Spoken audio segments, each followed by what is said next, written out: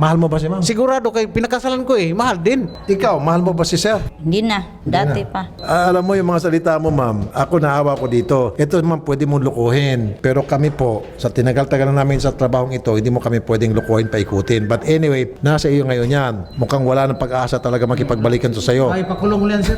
Kulong mo? Kulong ko na. Okay. Ay, aking yung asawa ko. Aking yung anak ko. Kulong ko na. Kulong mo. Tapos na, sir. Tapos na. Kulong. Tapos na? Oo, tapos. Okay. Goodbye. Uwi na kayo. Kulong na talaga. Ha? File ako kaso. Tulong. Shari, ikaw na mismo sama kay sir. Pirmahan ko yan, sir. Kayo. Kasuhan silang dalawa? Kailang makulong sila. Pati yung lalaki. Sige. Kayong lalaki lang doon. Dalawa sila. Gatarong yun ko sa akong kinabuhi, bibing.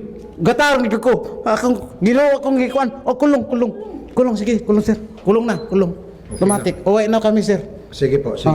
Doon muna kayo punta sa file natin kaso. Sige, tuloy na to. Pupuntin muna si sir. Sige. So ma'am, ginawa ko po lahat ng magagawa ko para pag-ayusin kayo. Pero